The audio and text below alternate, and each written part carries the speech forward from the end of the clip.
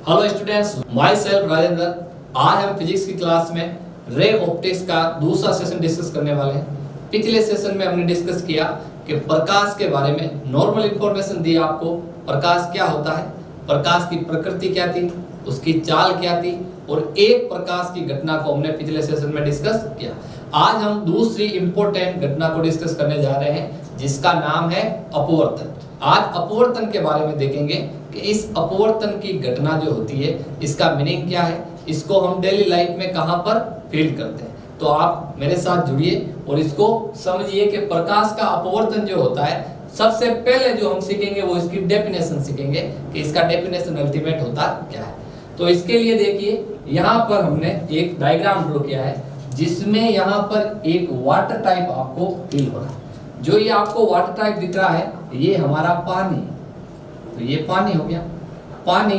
और ऊपर वाला जो है, इस सतह के ऊपर वाली जो सरफेस है वहां पर हमारा हो गया हवा, यानी दो माध्यम अलग अलग हो गए। एक माध्यम हवा और दूसरा माध्यम पानी। तो हवा हल्की होती है, इसके कारण इसको हम बोलते हैं विरल। तो ऊपर वाला हमारा माध्यम हो गया विरल और नीचे वाला माध्यम हो गया सघन। तो सघन और विरल माध्यम। अब ध्यान रखें, इस सतह से इस पृष्ठ के ऊपर वाला जो भी माध्यम है वो हमारा हवा रहेगा यानी विरल, और नीचे वाला हमारा रहेगा सघन।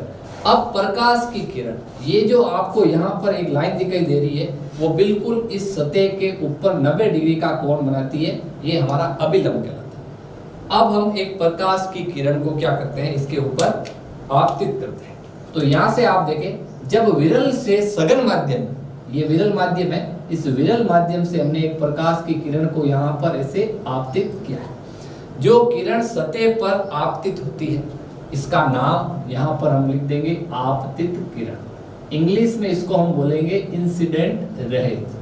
तो ये आपतित किरण हो गया। इस आपतित किरण का इस अभिलंब के साथ जो हमारा एंगल बनता है उसको हम आई द्वारा दर्शाते हैं। तो ये हमारा कोण हो जाएगा आई। इस आई को हम बोलते हैं आपतन कोण। तो यहाँ पर इस आई का नाम हो जाएगा आपतन कोण। तो ये हमारा आपतन कोण हुआ।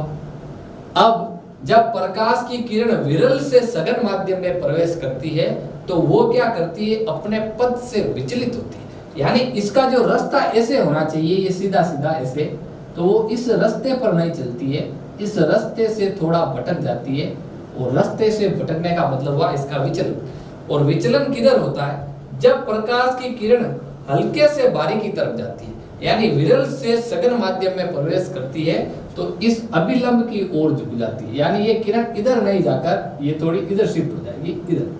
तो ये जो किरण हुई अभिलंब के साथ जो एंगल बनाया उसको हमने लिखा आर। और यहाँ पर इस किरण को हम बोलेंगे अपवर्तित किरण। यहाँ पर अपवर्तन की वजह से ये आपकी क्या हुई, अपवर्तित किरण।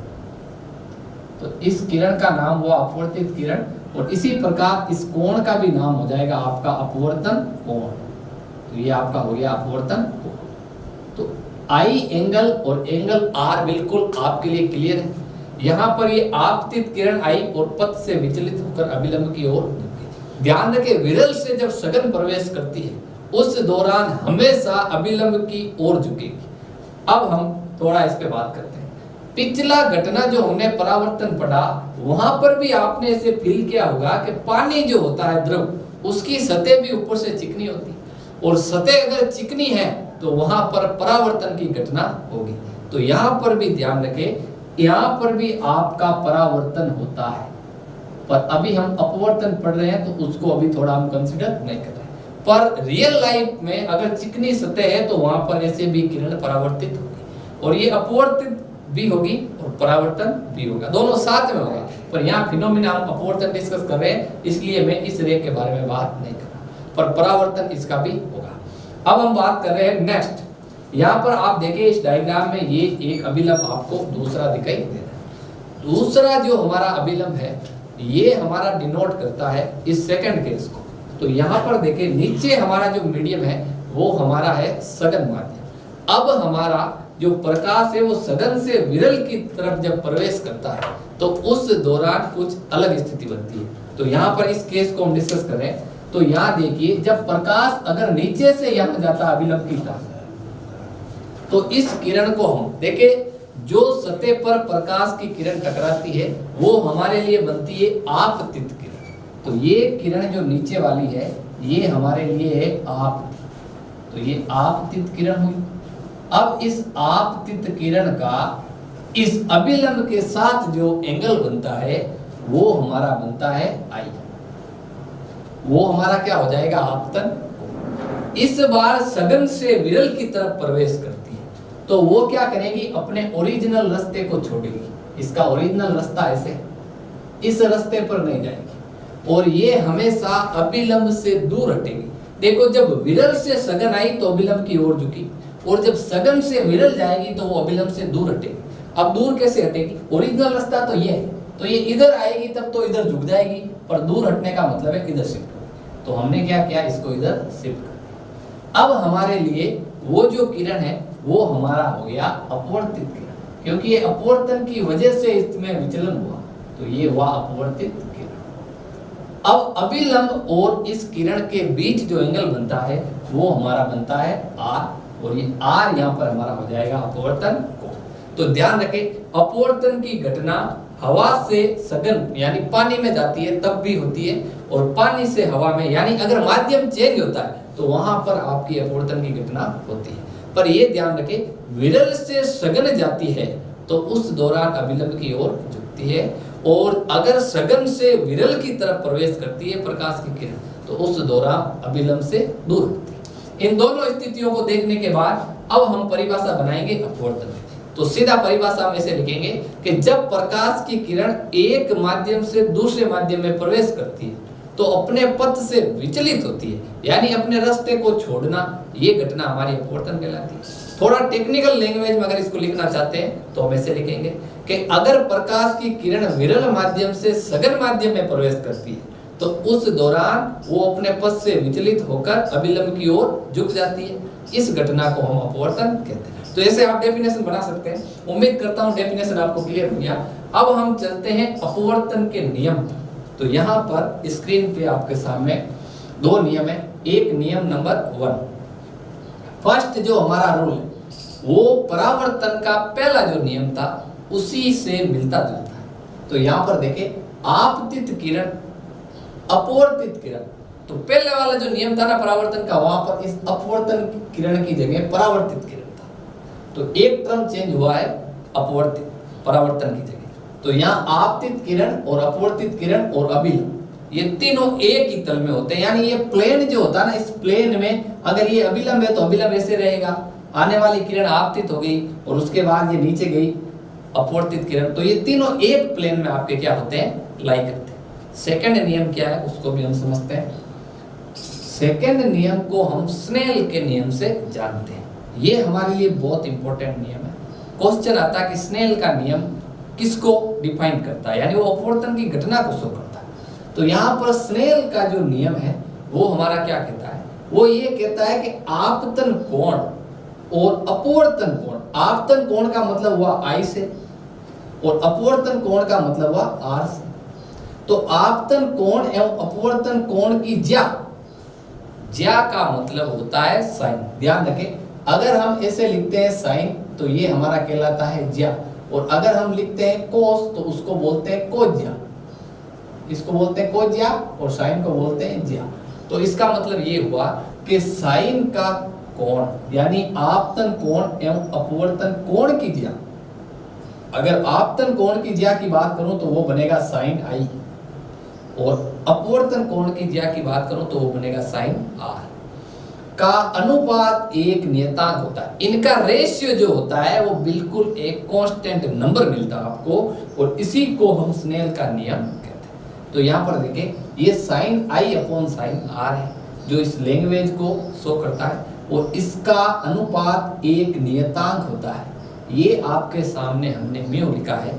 इस 2 और 1 का मतलब ये हुआ कि माध्यम 2 और माध्यम 1, यानी ये एक अपवर्तनांक को शो करता है, अपवर्तनांक। तो यहाँ पर म्यू का मतलब हुआ अपवर्तनांक से।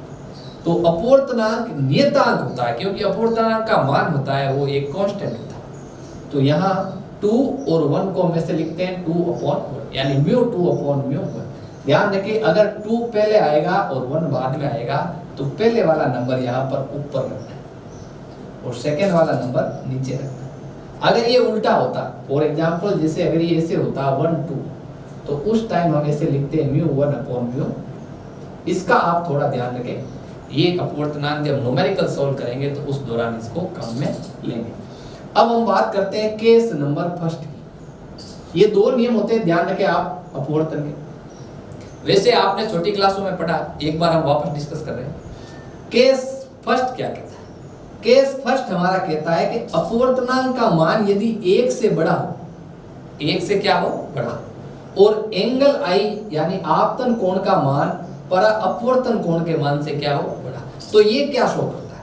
तो इसके लिए आप समझे, केस फर्स्ट हमेशा ये कहता है कि अगर म्यू 2 1 का मान 1 से बड़ा हो और आई बड़ा हो r से, तो ये फर्स्ट वाला जो केस है ना, ये वाला, यानी ये फर्स्ट विरल से सघन माध्यम में प्रवेश करती है जब प्रकाश की किरण, तो उस दौरान देखें ये I का मान इस R से बड़ा है, यानी I is greater than R। ये हमारा शो करता है अपवर्तन को, और ये भी इंडिकेट करता है कि प्रकाश की किरण विरल से सघन में प्रवेश करती है, और विरल से सघन में जब प्रवेश करती है तो उस दौरान माध्यम का अपवर्तनांक जो होता है वो आपका 1 से क्या होगा, बड़ा होगा। तो ये म्यू 2 1 जो होगा वो क्या हो जाएगा, 1 से बड़ा। इसी प्रकार इस सेकंड वाले केस में आप देखें, यहाँ पर आपको दिखेगा कि ये I जो है ना, ये इस R से छोटा है, यानी I हमारा लेस देन हो गया R, और जब I R से छोटा होता है तो उस समय ये बिल्कुल हमें पता चल रहा है कि प्रकाश की किरण सघन से विरल में जा रही है, और जब सघन से विरल में प्रवेश करती है तो उस दौरान अपवर्तनांक का मान 1 से हमेशा क्या रहता है, छोटा। तो ये जो अभी हमने फर्स्ट और सेकंड केस डिस्कस किया, ये एक इंफॉर्मेशन देता है कि माध्यम का जो अपवर्तनांक होता है उसका मान 1 से बड़ा होता है तो वो किसको इंडिकेट करता है, इसी प्रकार 1 से छोटा हो तो वो क्या इंफॉर्मेशन देता है। अब हम एक नए डेटा की ओर चलते हैं। ध्यान रखें, माध्यम के अपवर्तनांक को रिप्रेजेंट किया जाता है n से। हम n से भी दर्शा सकते हैं, हम म्यू से भी दर्शा सकते हैं, कोई टेंशन नहीं। आप चाहो तो n से दर्शा दो, आप चाहो तो म्यू से दर्शा दो। इसकी परिभाषा क्या होती है उसको हम लिखते हैं। इसका एक फॉर्मूला होता है n = c/v। ये c/v का मीनिंग क्या है? c का मतलब होता है निर्वात में प्रकाश का वेग, यानी निर्वात के अंदर प्रकाश का वेग कितना है। तो निर्वात में ये चाल होता है, निर्वात में चाल, और जो नीचे v है वो हमें इंडिकेट करता है कि प्रकाश की माध्यम में चाल कितनी है। तो नीचे वाला v हमें इंडिकेट करता है माध्यम में चाल। अब आप देखें, ये फॉर्मूला हमारा ये बताता है कि जब माध्यम की चाल होती है वो निर्वात के सापेक्ष कितनी है, उसी को हम डिनोट करते हैं n से, यानी n बराबर हमारा होता है c/v। ये फॉर्मूला भी हम न्यूमेरिकल में डिस्कस करने वाले हैं। अब इस अपवर्तनांक का मान, ये जो अपवर्तनांक होता है जिसको हम म्यू से भी डिनोट कर सकते हैं, ये अपवर्तनांक हमेशा अपवर्तनांक माध्यम की प्रकृति पर निर्भर करता है। माध्यम की प्रकृति। अब माध्यम की प्रकृति क्या होती है? माध्यम की प्रकृति का मीनिंग ये हुआ कि माध्यम आपका पानी है, माध्यम या हवा है, तेल है, केरोसिन है, एक्चुअली में है क्या, तो उसी पे वो डिपेंड करेगा वो किस प्रकार का है। तो अपवर्तनांक हमेशा माध्यम की प्रकृति पर निर्भर करता है। और एक और होता है प्रकाश का तरंगदैर्ध्य। प्रकाश का तरंगदैर्ध्य, यानी अपवर्तनांक 2 चीज पर निर्भर करता है, माध्यम की प्रकृति और प्रकाश के तरंगदैर्ध्य पर। ये 2 चीज है, तो ये बिल्कुल आप अपवर्तनांक जो है उसको ये क्या करेगी, डिस्टर्ब कर सकती है, उस पर ये डिपेंड करती है।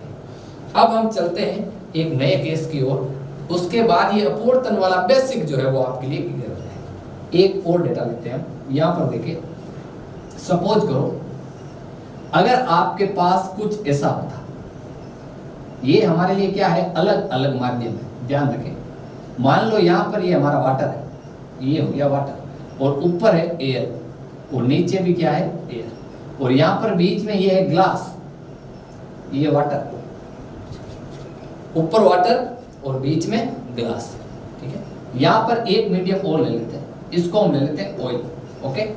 तो हमारे पास देखिए ये एयर हो गया, फिर वाटर हो गया, फिर ग्लास हो गया, फिर ऑयल हो गया, और फिर वापस एयर हो गया। तो ये बोल रहा है कि अगर जब प्रकाश की किरण दो या दो से अधिक माध्यम से होकर गुजरती है, यहाँ पर आप देखें माध्यम दो से ज्यादा है, और प्रकाश की किरण जब ऊपर से ऐसे आएगी तो इन अलग अलग माध्यम में जब प्रवेश करेगी तो अपवर्तन की क्या होगी, घटना। और इस अपवर्तन की घटना के लिए अपवर्तनांक का मान कितना होता है, तो अपवर्तनांक का मान कैलकुलेट करने के लिए हम क्या करते हैं, ये एयर जो होता है ना इसको हम लिखते हैं म्यू ए, और ये वाटर जो होता है ना उसको हम लिखते हैं म्यू डब्ल्यू, और ग्लास के लिए लिखते हैं म्यू जी, और ऑयल के लिए लिखते हैं म्यू ओ, और वापस एयर के लिए हो गया म्यू ए। अब जब दो या दो से अधिक माध्यम में प्रकाश की किरण प्रवेश करती है तो एक फॉर्मूला बनता है, वो फॉर्मूला क्या होता है वो भी हम आपको समझाते हैं। देखिए फॉर्मूला ऐसे बनेगा, म्यू ए, ध्यान रखें एयर से वाटर में जा रहा है तो उसको ऐसे लिखेंगे एयर से वाटर, फिर हम क्या लिखेंगे, फिर अब वाटर से वापस जा रहा है ग्लास में तो इसको लिखेंगे म्यू वाटर ग्लास, फिर हम मल्टीप्लाई लिखेंगे ग्लास से ऑयल में जा रहा है तो इसको लिखेंगे ग्लास से ऑयल, और फिर मल्टीप्लाई देंगे ऑयल से वापस एयर में आ रहा है तो फिर इसको लिखेंगे ऑयल टू। अब ऐसे मल्टीप्लाई करने से क्या होता है, इसका मान क्या आएगा अभी हमको मालूम नहीं है, इसको कैलकुलेट करते हैं उसके बाद पता चलेगा क्या होता है। देखिए इसको हम लिखते थे ऐसे, यानी mu A upon mu W, और मल्टीप्लाई में ये डब्ल्यू था इसको ऊपर लिखेंगे mu W upon mu A जी, और फिर इसको लिखेंगे म्यू जी अपॉन म्यू ओ, और इसको मल्टीप्लाई करके लिखेंगे म्यू ओ अपॉन म्यू। अब आप देखिए इस डेटा को सोल्व करने के बाद आपको ये फील होगा कि देखो म्यू डब्ल्यू से म्यू डब्ल्यू गया, म्यू जी से म्यू जी गया, और म्यू ओ से म्यू ओ गया, और ये अल्टीमेट म्यू ए से म्यू ए बी। तो फाइनली जो हमें मिला वो हमें क्या मिला, 1 मिला। क्या मिला, 1। तो सीधा कहने का मतलब है जब प्रकाश की किरण दो या दो से अधिक माध्यम में प्रवेश करती है और वापस एयर में ट्रेवल करती है तो उन सभी माध्यमों का जो अपवर्तनांक होता है वो हमेशा क्या होता है, 1 होता है। तो यहाँ तक हमने एक अपवर्तन के बारे में बेसिक इंफॉर्मेशन सीखी, उसकी डेफिनेशन क्या है, उसके नियम क्या है, और उसके छोटे छोटे केस। अब हम पढ़ने जा रहे हैं कि इस अपवर्तन की घटना के ऐसी कौन से फिनोमिना है, ऐसी कौन सी घटनाएं हैं जो हम डेली लाइफ में फील करते हैं। तो सबसे पहली जो घटना है वो हम आपके सामने डिस्कस कर रहे हैं, उसको हम देखेंगे। अपवर्तन की जो घटना है उसके बारे में हम सबसे पहले देखते हैं कि तारों का टिमटिमाना जो होता है वो किस प्रकार होता है। तो सबसे पहला फिनोमिना हमारे सामने है ट्विंकलिंग ऑफ स्टार, यानी आकाश में तारे किस कदर टिमटिमाते हैं, इसके पीछे अपवर्तन की घटना कैसे काम करती है, इसको हम डिस्कस कर रहे हैं। तो इसको आप देखें, तारे जब आकाश में होते हैं तो ध्यान रखें जब सूर्य का जो प्रकाश होता है वो हमारी आंखों पे आने से पहले वो वायुमंडल की अलग अलग परतों से टकराता है। तो यहाँ पर देखें आप, हमने क्या किया, एटमॉस्फेयर की ऐसे अलग अलग लेयर बनाई है, अलग अलग परतें। तो अलग अलग परतों में इनका घनत्व भी अलग अलग। ये जो ऊपर वाली जो परत होती है इसकी डेंसिटी जो होती है, डेंसिटी मतलब D1, और ये डेंसिटी हो गई D2, और ये डेंसिटी हो गई D3, यानी इन परतों का घनत्व अलग अलग होता है। ऊपर वाली परत जो होती है वो हमारी हल्की होती है, उसी कारण वो ऊपर होती है। तो यहाँ पर घनत्व की मैं बात करूं तो D3 का मान अधिक होगा D2 से, और D2 का मान अधिक होगा D1 से। तो इन परतों का घनत्व अलग अलग होता है, और घनत्व ऊपर वाली परत का कम होता है, जिसके कारण वो ऊपर होती है अर्थात हल्की होती है। अब हम बात कर रहे हैं, यहाँ पर ये हमारा एक स्टार है जो अपनी वास्तविक स्थिति में बना हुआ है, और वहां से वो क्या कर रहा है, एक प्रकाश की किरण को आपतित कर रहा है। तो ये प्रकाश की किरण जब वायुमंडल की परतों से ट्रेवल होकर चलती है तो उस दौरान इन्हीं परतों में, ध्यान रखिए यहाँ ऊपर माध्यम हवा है और नीचे माध्यम परतों के बीच में चेंज होता है। तो माध्यम में परिवर्तन अर्थात घनत्व में परिवर्तन के कारण उनमें क्या होता है, अपवर्तन की घटना होती है। तो ये आपतित किरण इन परतों में से अपवर्तित होकर ये किरण यहाँ पर पृथ्वी पर खड़े एक प्रेक्षक के ऊपर पड़ती है। जब पृथ्वी पर खड़े प्रेक्षक के ऊपर ये पड़ती है तो इन परतों के घनत्व परिवर्तन के कारण इस अपवर्तित किरण की स्थिति उसको बार बार बदलती हुई प्रतीत होती है। उसको ऐसे लगता है कि आने वाली अपवर्तित किरण कभी इधर से आई कभी उधर से आई। कारण क्या है कि इन परतों का घनत्व बार बार चेंज होता है। अब यहाँ पर इसको जब ये फील होता है कि ये किरण इस दिशा से आ रही है तो उसको ऐसा लगता है प्रेक्षक को कि ये किरण ऐसे इधर से कहीं से आई, तो उसको जो स्टार यहाँ पर होता है वो उसको यहाँ फील होता है, अर्थात वो वास्तविक स्थिति से आभासी स्थिति पर उसको दिखाई देता है। यानी तारा अपनी स्थिति को बदलता हुआ प्रतीत होता है और जिसी को हम बोलते हैं तारा क्या होता है, टिमटिमाता है। तो ये आकाश में तारा किस प्रकार टिमटिमाता है उसके बारे में नॉर्मल इंफॉर्मेशन है, आपको थोड़ा क्लियर हुआ होगा। वैसे हम छोटी क्लासों में इन चीज को पढ़कर, अभी जो हमारा रे ऑप्टिक्स का सेक्शन चल रहा है उसमें हम बिल्कुल लाइट और लाइट की फिनोमेना को डिस्कस कर रहे हैं। धीरे धीरे हम अपना लेवल बढ़ाते जाएंगे और जो भी हमारी चीजें 12th के अंदर है उसको हम पूरी विस्तृत रूप से चर्चा करेंगे। ये हमारे 12th में पहले आपका चैप्टर आ गया तो इस वजह से हमको एक बार लाइट का बेसिक क्लियर करना पड़ेगा। अब हम नेक्स्ट फिनोमेना पे डिस्कस कर रहे हैं कि एक कांच का स्लेब जो होता है उसमें हमारा अपवर्तन क्या रोल लगता है। तो अब हम नेक्स्ट पढ़ेंगे कांच की पट्टिका द्वारा अपवर्तन। Okay students, now we will move on next phenomena. Next phenomena अपवर्तन के बारे में हम देखते हैं। इस नेक्स्ट फिनोमेना का जो हमारा नाम है वो है कांच की पट्टिका द्वारा अपवर्तन। इंग्लिश में इसको बोलते हैं हम ग्लास स्लैब।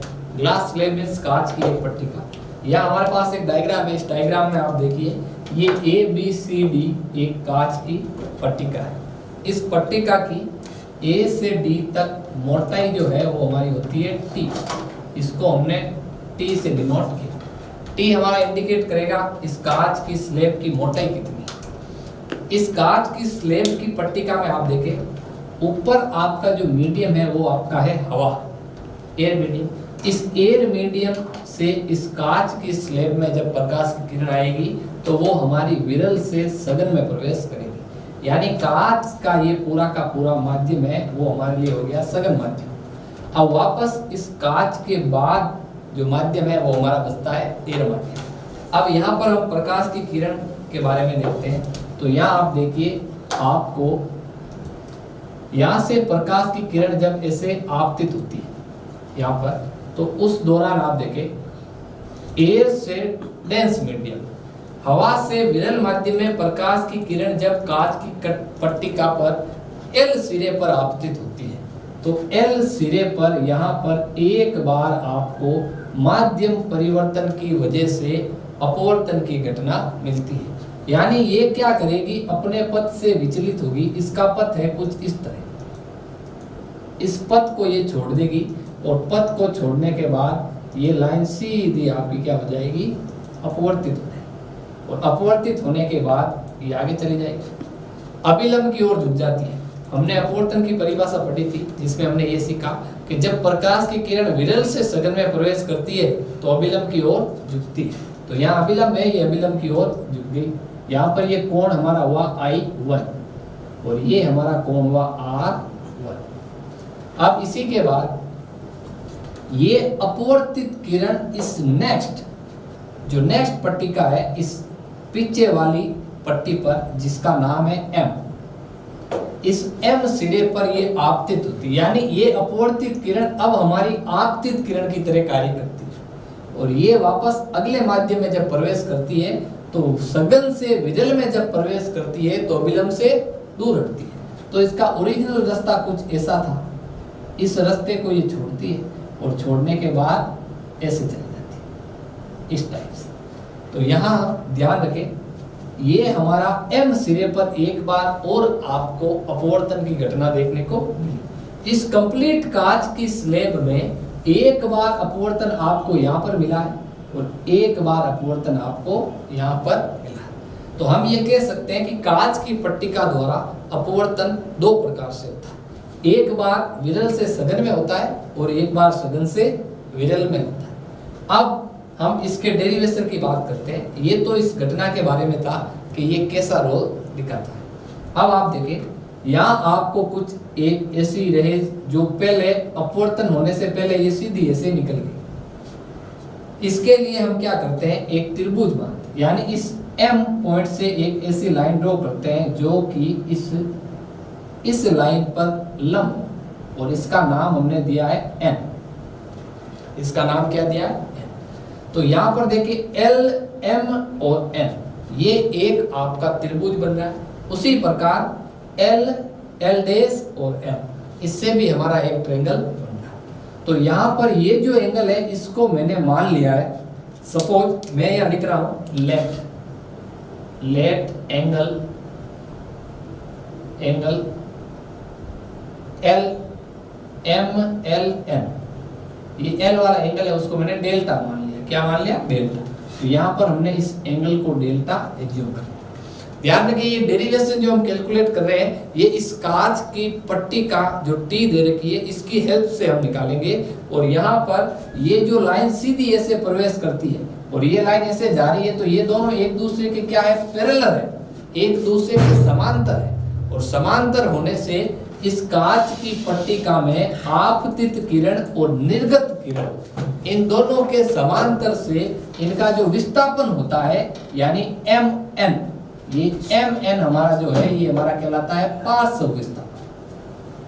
पार्श्व विस्थापन इसको हम बोल सकते हैं लिटरल डिस्प्लेसमेंट। तो लिटरल डिस्प्लेसमेंट कितना होता है, कांच की स्लैब में जब यहाँ से प्रकाश की किरण एंट्री मारती है, जो वापस निर्गत होती है, तो ये अल्टीमेट एक दूसरे के पैरेलल होती है। और ये एक दूसरे से पैरेलल के बीच में कितना डिस्टेंस है ये फाइंड करने के लिए हम डेरिवेशन कर रहे हैं। तो यहाँ पर MN हमें अल्टीमेट फाइंड करना है। तो इसके लिए आप देखें, ये ट्रायंगल LMN में हमने क्या किया, एंगल L को डेल्टा मान लिया। अब डेल्टा मानने से क्या हुआ, हमने क्या किया, ये ज्योमेट्री लगाया। यहाँ देखिए ये ट्रायंगल, इस ट्रायंगल का नाम दे रहा हूँ नंबर 1। तो यहाँ लिख रहा हूँ अकॉर्डिंग टू ट्रायंगल ML और N। MLN ट्रायंगल से क्या होता है, हमने निकाला sine theta, sine delta. Sine delta हमारा क्या रहता है, एंगल के सामने वाला साइड हमारा होता है लंब, तो ये हमारा हो गया परपेंडिकुलर। और बड़ा वाला साइड जो LM है वो हमारा हुआ हाइपोटेनियस यानी कर्ण हो गया, और ये हमारा हो गया आधार। तो यहाँ पर इसका हम लिखेंगे, तो लाल कक्के से फॉर्मूला लगाएंगे, तो लाल मतलब लंब, तो इसको लिखेंगे MN अपॉन का हम लिखेंगे L। यहाँ से अगर मैंने MN निकालना है तो MN बराबर निकला LM sine delta, LM sine delta. ये हमारा equation number first. According to triangle 1 हमने क्या किया, साइन डेल्टा फाइंड आउट किया। साइन डेल्टा जैसे ही ज्योमेट्री से निकाला तो वहां से हमने ये साइन का ज्योमेट्री लगाया, नॉर्मल ट्रिग्नोमेट्री यूज की है जो 10th क्लास में हमने पढ़ी है, वहां से हमने क्या निकाला, MN फाइंड आउट किया। इसी प्रकार ट्रायंगल नंबर सेकंड से हमने क्या किया, ये triangle second L, L dash और M, ये सेकंड नंबर यहाँ से मैं लिख रहा हूँ। तो अकॉर्डिंग टू ट्रायंगल यहाँ लिख रहा हूँ, according to triangle L, L dash and M, इससे हमें क्या मिलता है, यहाँ से हम निकालेंगे कोस, मीन्स कोस R1, कोस R1। कोस थीटा हमारा क्या होता है, कोस थीटा हमारा लाल बट्टा कक्का से, ये देखो ये फॉर्मूला होता है लाल बट्टा कक्का। तो कोस थीटा ये होता है आधार बटा कर्ण, तो इसके सामने वाला लंब हो गया, तो आधार हमारा ये हुआ, तो आधार हमारा हुआ L, L डैश, और कर्ण की बात करूं तो L, M, तो ये हमारा हुआ L, M। यहाँ से अगर मैं बात करूं L, M फाइंड आउट करने की, तो L, M यहाँ से मेरा क्या मिलेगा, L, M इक्वल टू मिलेगा L, L डैश अपॉन का कोस R1, और इसको मैं लिखूंगा इक्वेशन नंबर सेकंड, समीकरण सेकंड। समीकरण 1 और समीकरण 2 को आप ध्यान से देखें। 1 के अंदर L, M जो है उसका वैल्यू हमें 2 से मिल गया है, यानी L, M का मान समीकरण 2 का मान 1 में हम रख सकते हैं। तो इसी प्रकार हम इसको आगे सोल्व करते हैं, तो इसको लिखेंगे पुट, यानी put equation second in equation first, second का मान 1 में रखने पर। तो mn हमें अल्टीमेट निकालना है, तो यहां से mn हमें मिलेगा mn इक्वल टू, ये हमारा रहा l, lm का मान ये रखेंगे l डेश और cos r1 इनटू में sin डेल्टा, ये वैल्यू हमें यहाँ देखें समीकरण 1 में 2 का मान जैसे ही हमने रखा है तो mn का वैल्यू मिल गया। अब आप देखें क्वेश्चन को जब हमने स्टार्ट किया डेरिवेशन को, तो a से d यानी l डैश की जो ये है, ये हमारी स्लैब की मोटाई होती है, तो इसको हमने t से डिनोट किया। तो यहाँ पर l डैश को हम लिख सकते हैं t, तो यहाँ पर t लिख दिया, t into sine delta upon में हमने लिखा cos r1, और ये हमारा हो गया mn। अब आप देखें ये mn का जो वैल्यू है वो हमें लास्ट वैल्यू मिल गया, यानी ये पार्श्व विस्थापन जो mn है वो हमें मिला t sin delta upon cos r1। अब इस डेल्टा की वैल्यू हम चेंज करते हैं, तो यहाँ देखिए ज्योमेट्री के अकॉर्डिंग अगर मैं ऐसे करता हूँ और इसको एक तिरछी लाइन से क्रॉस करता हूँ, तो ये एंगल जो होता है वो इस एंगल के आपस में क्या होता है, इक्वल होता है। तो ये I इक्वल टू, यहाँ देखें आप दो एंगल है, कैसे, ये R1 और ये डेल्टा, तो यहाँ पर ये R1 और ये हुआ डेल्टा। तो अल्टीमेट हम ये बोल सकते हैं कि I equal to R1 plus का डेल्टा, और डेल्टा यहाँ से अगर फाइंड आउट करना है तो डेल्टा इक्वल टू हमें क्या मिलेगा, I1 में से ये R1 चला जाएगा, तो I1 माइनस R1। तो यहाँ पर इस डेल्टा की वैल्यू हम चेंज करेंगे, और अल्टीमेट mn जो लास्ट में हमें मिलेगा वो मिलेगा t साइन I1 माइनस का R1 अपॉन में cos R1। ये हमारा फॉर्मूला होता है एक कांच की पट्टिका में पार्श्व विस्थापन फाइंड आउट करने का। इस फॉर्मूले का यूज हम आगे जब न्यूमेरिकल सोल्व करेंगे इसके ऊपर, तो उस दौरान करेंगे। ये डेरिवेशन आपको मैंने समझाया है, उम्मीद करता हूँ आपको ये क्लियर हो गया है। आज के सेशन में हमने अपवर्तन की घटना के बारे में डिस्कस किया। अपवर्तन क्या होता है, उसके नियम क्या है, उसके कैसे कैसे केस बनते हैं, और दो फिनोमेना हमने डिस्कस किया, एक तारों का टिमटिमाना और दूसरा हमने डिस्कस किया कांच की स्लैब। अब जो नेक्स्ट हमारा सेशन होगा उसमें हम एक दो घटना और पढ़ेंगे, और फिर अगला टॉपिक जो हमारा है टोटल इंटरनल रिफ्लेक्शन, पूर्ण आंतरिक परावर्तन, उसको हम डिस्कस करेंगे। उम्मीद करता हूँ आज का सेशन आपको बहुत अच्छा लगा होगा और आपको समझ में आया। जिस स्टूडेंट को समझ में नहीं आया वो प्लीज़ वीडियो को पॉज करके देखें, और कोई भी डाउट हो तो आप बिल्कुल कमेंट करके बता सकते हैं। और हमारे पूरे चैप्टर के जो नोट्स हैं वो आपको PDF लिंक में अवेलेबल हो जाएंगे, और उसको आप आसानी से डिटेल में पढ़ें। नोट्स में आपको ईच एंड एवरी चीज पूरा बिल्कुल सही तरीके से लिखा हुआ मिलेगा, ताकि स्टूडेंट उसमें बिल्कुल कंफर्ट फील करें। Okay, thanks for watching.